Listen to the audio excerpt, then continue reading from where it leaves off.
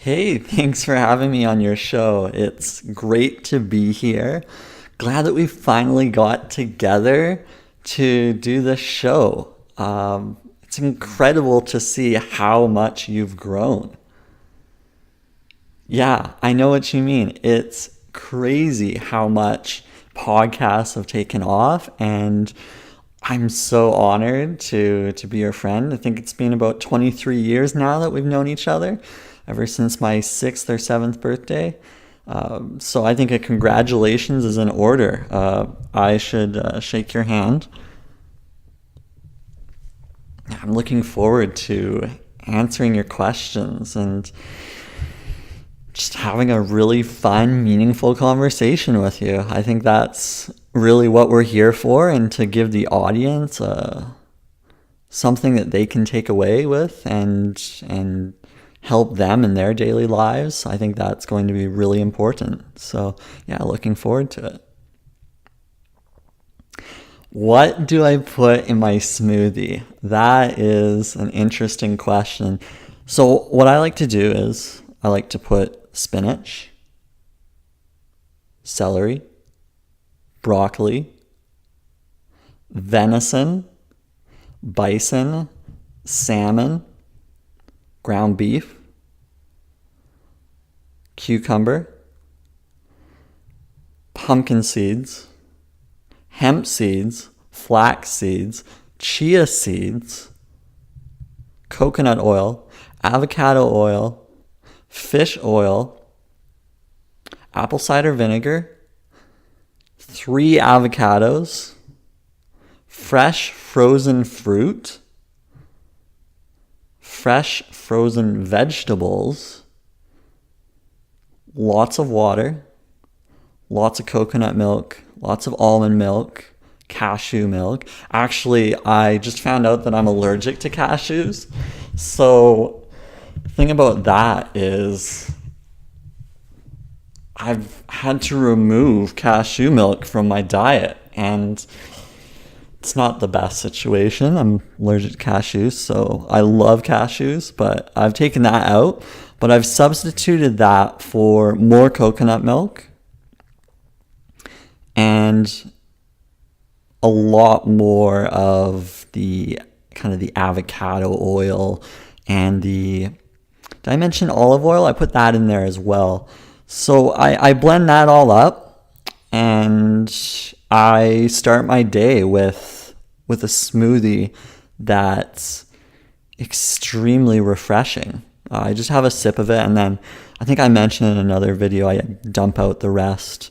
I usually like to get rid of my vegetables after 3 days because I find that they're not really as healthy after 3 days. So I don't like to keep them after 3 days. So what I do, I mean, I've got a garburator in my apartment, and it's great because I can just throw my vegetables down the garburator, and I love hearing my vegetables scream. So I think that's really important, is to have a garburator where you can kill off all your vegetables. I think that's really, really critical, and I would recommend everyone install a garburator just for that purpose. But that's my smoothie. It makes about 13 glasses, and it stays fresh for 1 day. Yeah, 1 day. Yeah, I mean, it's good. It's good that it lasts that long. But afterwards, it kind of gets really yellowy brown. So it's something you got to drink as quickly as you can. But like I said, I have a sip and then I'm good, because it's that aging, right? So you want to get rid of it after a certain amount of time. Yeah, these are Ray-Bans. These are Ray-Bans. I'm not actually an affiliate for Ray-Ban or anything.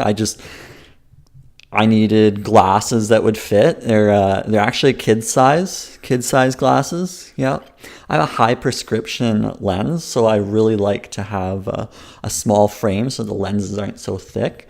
But yeah, these are my Ray-Bans. That's a personal question. Magnum. Yeah. Yeah, I use Magnum. Yeah. Next question. Favorite book. Okay, so this is definitely the book I would recommend everyone check out. Especially for the men out there. This will change your world. So I've been working with women probably my entire life, mostly 90% women in all the jobs I've had. And I realized I haven't been really good at pleasing them. So I decided I really wanted to get a book that could help me out with this. So what I did was I found this book by Ian Kerner, and it's called She Comes First, The Thinking Man's Guide to Pleasuring a Woman. And I have to say, it's changed my world. I refer to it often, especially when I want to please a woman. And I like to please a woman every single day. I want them to scream with excitement. So in order to get that kind of reaction, I think having this book nearby is critical. But I look at it every single day, and it's just changed my world. I think it would change everyone's world if they had it on their bookshelf. It's essentially really about making a girl scream. And at the end of the day, if you can do that, you've become extremely successful around women. Yeah, it's the best book. And I think it's a good book for women as well, because then they can tell men of this world how they can be pleased. And I think that's so important, that it's just taken for granted that men should know. But it's so difficult in the workplace to please a woman. And there's not really much of a guide out there. So when I came across this, it was kind of refreshing, a nice comprehensive guide. So yeah, definitely I would recommend checking it out. It's called She Comes First, A Thinking Man's Guide to Pleasuring a Woman. And actually I have the link to it in my website. Yeah, actually people can check it out. It's trevorcars with 2 S's.com/tools. And I have a bunch of links there, but under the books section, people can check out the link there and pick it up at Amazon. So that's definitely the one that I would recommend everyone check out. If you haven't read it already, you are missing out. And I think everyone's goal should be to make a woman scream. So definitely go for that. How did I get into these picture books? Well, first it started off with creating just any kind of thing. So I'd be like doodling, just taking any kind of idea and just writing it down. And I don't even know how to write or draw, so that's the funny part. I used to do it in elementary school, but it was just kind of scribbles and hand paintings, nothing too special. But I decided, I'm 29, it's time to quit my job without a plan and just go for it. So that's what I've done. I've quit my job. I have no security whatsoever. There's no income, and I'm just going for it and having no clue what I'm doing. And sometimes having no clue is better than having a clue. It's really what I think.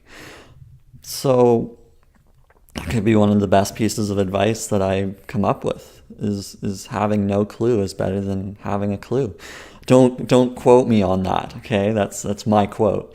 I'm gonna have to put that on Reddit or something. But yeah, I started with 2 giraffes, which I would say is definitely for all audiences. It wasn't until I created the book Without Porn that I really changed the game in terms of the literary world. Everything was changed with that book. Yeah. The book Without Porn. And all of my books are free. I mean, I'm not charging anything because I don't want sales. Like, I don't want to make any money at all. Like, I think sales is overrated. I think you can survive on nothing. Like, you don't have to make a living. If you want to be successful, you can just, I don't know, create stuff. And I think the money will just come naturally.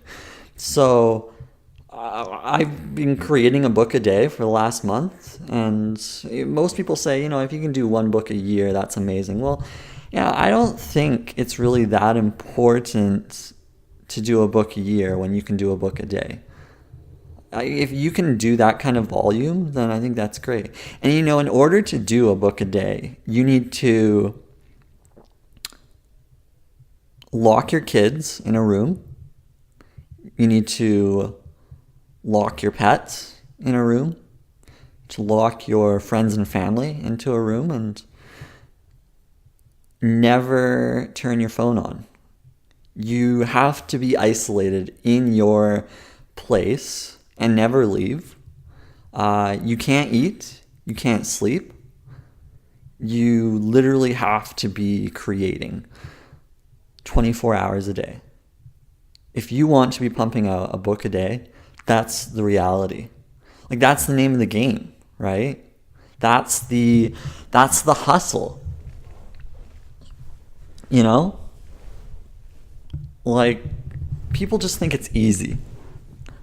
That things will just happen if you sleep, but you that's what you have to do. It definitely eats away at me.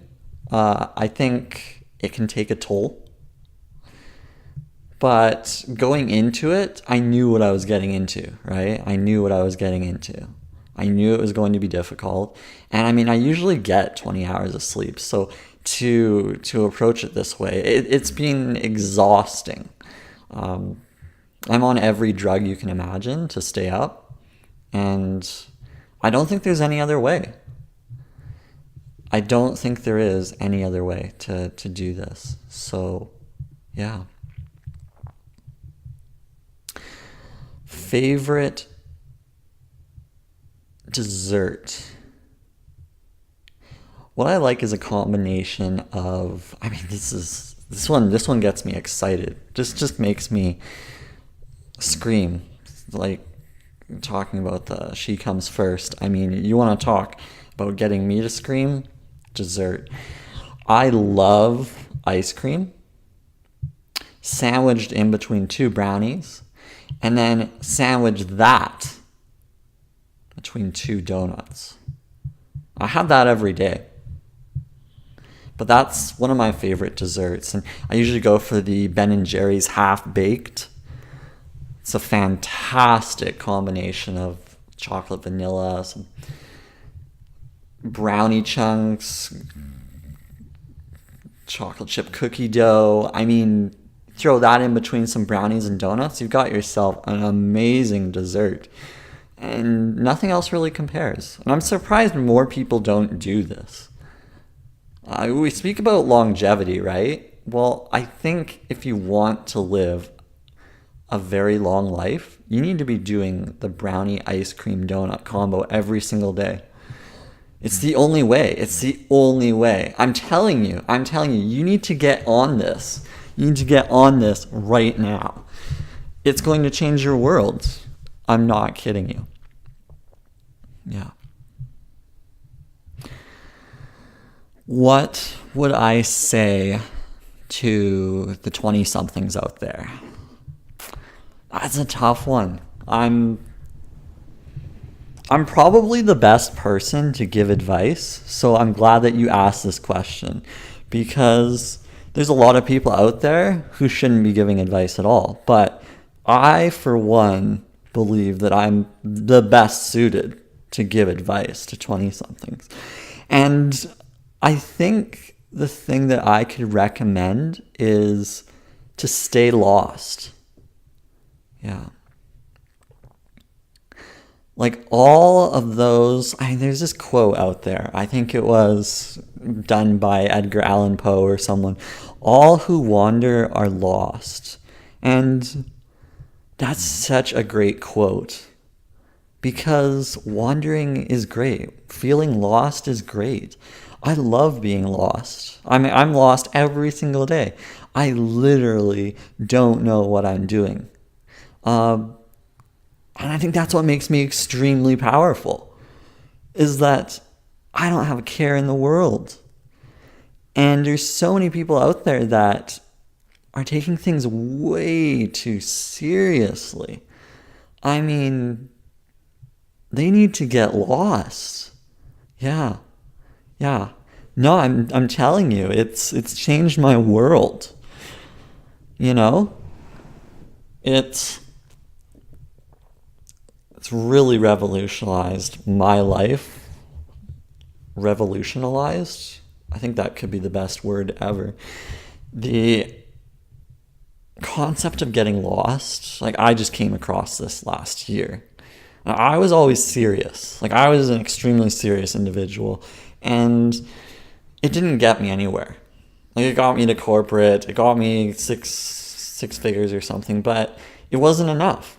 Like I wanted 3 figures. So I needed to get lost. And I did. And I couldn't be happier. So that's what I would recommend to 20-somethings, to stay lost. And if they're not lost yet, they should get lost, because it will change their world. Yeah. Yeah, thanks for having me. Like I'm super ecstatic that you had me on the show, and so many more things I could talk about, but of course I know we're running out of time. I know you've got to get back to your busy schedule, and I've got mine. So yeah, we'll definitely keep in touch. Like we'll talk in 5 years and get back together and see what happens, and maybe do this again. Yeah, definitely. Yeah, it's been great. Yeah. So how long have you had that bow tie for? Yeah. Yeah, it's great. Yeah, it looks good. Like I would probably wear a bow tie like that as well. Nice velvety ribbon and a little bit of a bend to it as well. Yeah, I'm thinking of getting one actually. I think it's something that I should wear probably every day. Yeah, I'd probably go shirtless as well. I'd go shirtless. Yeah. I don't know. I think maybe we're still on. So I think it's good to probably wrap it up, and we'll talk about later. Oh yeah, I'm not wearing any underwear. No. We're dressing the same. Yeah, it's good. I think it's nice to go natural every once in a while, right? Like I think that's really important. Well, everyone's going natural, right? Like it's a big thing. Yeah. Well, yeah, it's been good. Let's wrap this up and let's talk in 5 years. Like I said, yeah, definitely. Well, thanks for having me. Okay, take care.